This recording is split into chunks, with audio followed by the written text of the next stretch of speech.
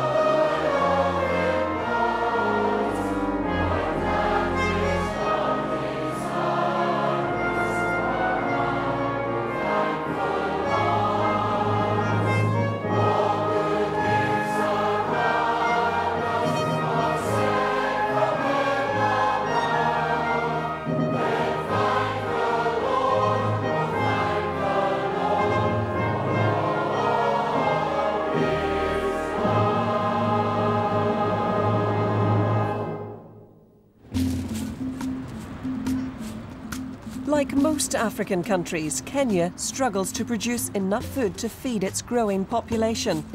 Potatoes, or Irish potatoes as they are known in Kenya, are an important crop. In the last decades, a combination of poor farming techniques and climate change has badly affected the size of the potato harvest. Derek Rolston is working with Kenyan farmers to help change that.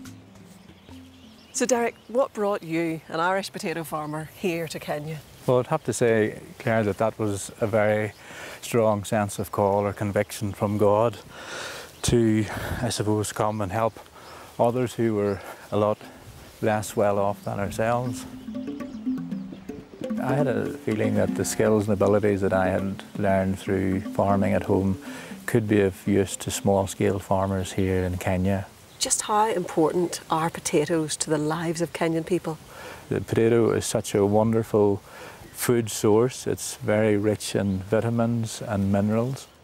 They're the second most important food crop in Kenya, and having a good crop of potatoes is the difference between your family living in full nutrition or living with malnutrition. So what has caused the potato harvest to get smaller?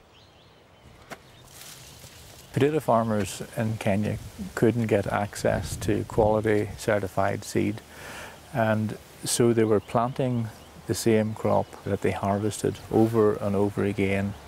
The problem there is that you get a build-up of diseases within the crop itself, and it's passed on from one generation to the next. If you keep multiplying generation after generation, the yield will drop enormously. Working with other farming experts, Derek and his colleagues adopted a back-to-basics approach. They started by growing high-quality seed potatoes. As we started to multiply quality seed and give that to farmers immediately, without anything else, their yields started to double and sometimes triple. Considering that it has had no rain, it's absolutely amazing what you have here. When we started to teach them better methods and planting methods, spacing, where to apply the fertiliser, how to manage the crop, their production went up phenomenally. Isabella Paul was one of the first farmers to benefit from Derek's guidance. Since the death of her husband, Isabella has been responsible for feeding her extended family. What difference has meeting Derek made to your life, Isabella? Before I met Derek and given up digging, planting potatoes because I was getting nothing. Isabella has been involved with the scheme for several seasons with amazing results. I started with 10 kg and now I'm producing 10,000 kgs. Wow. Yeah, that's huge. Very huge. With an abundant crop, Isabella can now sell her extra potatoes, which benefits the entire family. My children are in school. Mm-hmm. I'm able to pay school fees, and I'm very much happy. The first time I met Derek, I felt as if he is a man of God. So he had brought us from nowhere to somewhere.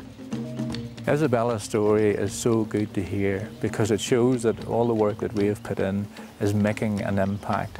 It's transforming lives. It's putting more food on the table for Kenyan people. And that, for me, as a farmer from Ireland, is a great satisfaction.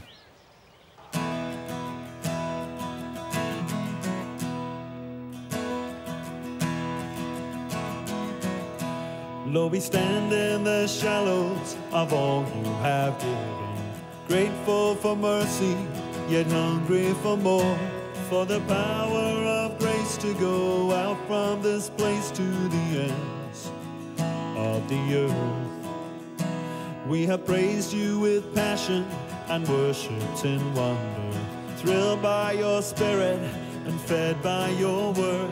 Now to fully delight in the riches of Christ, we must go to the world. For you live in the streets of the city, you stand with the weak and the needy, you walk with the homeless and hungry and poor, and your hands are the hands I am lifting, your voice is the life I am living. Your love longs to meet them, but how will they know unless I am willing to go?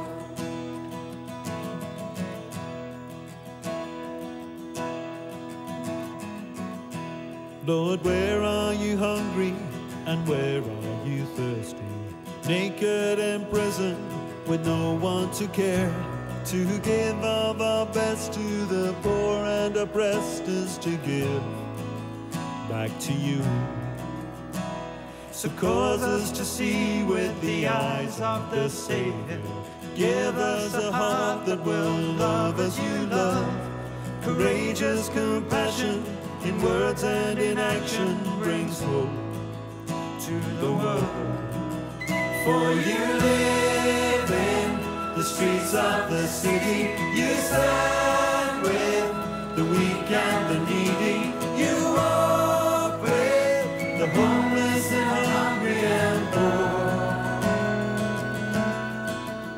And your hands are the hands I am lifting. Your voice is the life I am living. Your love longs to meet them, but how will they know that you live in the streets of the city? You stand with the weak and the needy. You walk with the homeless and hungry and poor. And your hands are the hands I am lifting. Your voice is the life I am living. Without us, there's no other way they will know. So send me, I'm ready to go.